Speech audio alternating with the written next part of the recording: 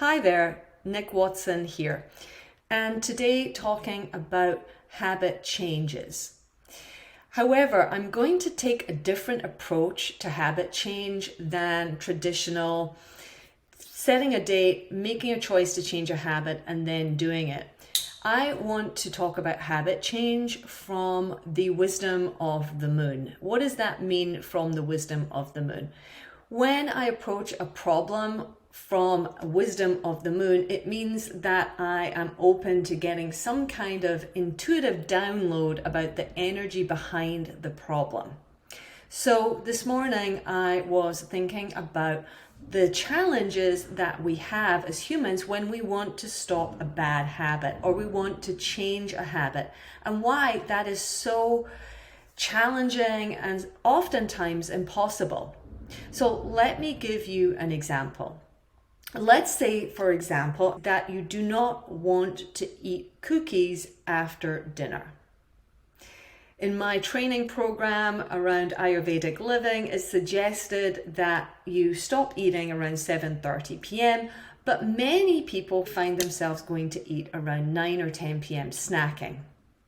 And what the traditional approach is to say, okay, on next Monday, I am going to change this completely. Or many of us, it's January 1st, or when I turn 50, or when the full moon is in place, right? There's this idea of a fixed moment in time that the next day, the habit will change, the habit will be gone. If you've watched a previous video that I recorded around fixed thinking, you'll know that that is not the way that nature works. We do not work in this place where everything comes to a halt and then there's a shift just like that. But from the lunar perspective, we can see that what happens in terms of change is there's a lead up to something, and then there is a pinnacle moment, but it's really a micro moment. And then there is a movement towards a different way of being. Why doesn't it work to create this one day, next Monday, I will stop eating cookies after 7 p.m. or I will stop getting up at 10 p.m. in the morning or going to bed at 2 a.m. in the morning? Why doesn't it work when we want to change something overnight? Because the way that the habit has been ingrained, in fact, in any behavior has been ingrained, is through neural networking in the brain. Your brains have synapses and dendrites that fire together and wire together, creating pathways, neural pathways, just like you would have a path outside in the grass. We are also creatures of great energy efficiency. And the mind is running that. So the mind will tell us, hey, here's a nice pathway that's been created. If you walk this way, it'll be much easier than bushwhacking your way through weeds and flowers and so on. So just keep doing this path.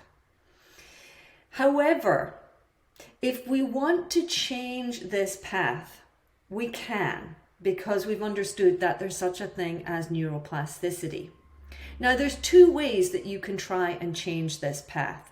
You can do what I call the track jump, which is where your ego, your willpower, your tapas gets so strong and you get so angry and mad with whatever challenge it is that you stick a stake in the ground. You say, as of next week, I am not going to smoke, drink, shop online, gamble, whatever, see that person, answer their texts.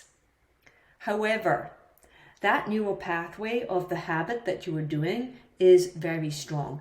If you decide to jump tracks, it's going to take a lot of effort. And it's really like trying to hold a train back, right? The neural pathway hasn't been created yet. So it's like you've decided to bulldoze through your own gray matter. And we all know that energy has an opposite force. So if I push that way, there's an equal opposing force coming this way. You might be able to hold that habit in place for a while, but if you have forced it in an overnight, fixed way, thinking way, like I'm just going to flip a page and it's all going to be different tomorrow, you are kidding yourself. There will be the elastic band snapback. Not because you have failed or because you are lazy or because you're not preparing or not wanting that thing enough. No, because of simple energetic truths that whatever happens that way, there's an equal and opposing force that way.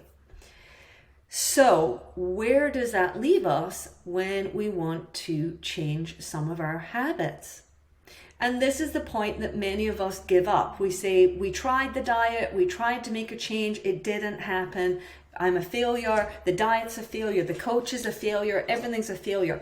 No, it's just that the approach to it was wrong, and the approach was not in alignment and in honor of the nature of big truths, cosmic truths, which is things don't change overnight.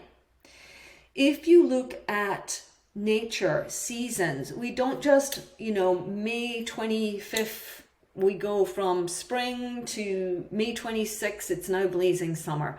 Or in the winter, going from September 5th, autumn, fall, to September 6th, winter.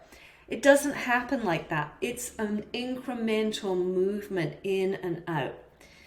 If you think about the waves, the ocean, that is energy being displayed for millions of years, the energetic principle is that the wave arises, crests, falls, and goes back. Arise, so it's not a flip-flop.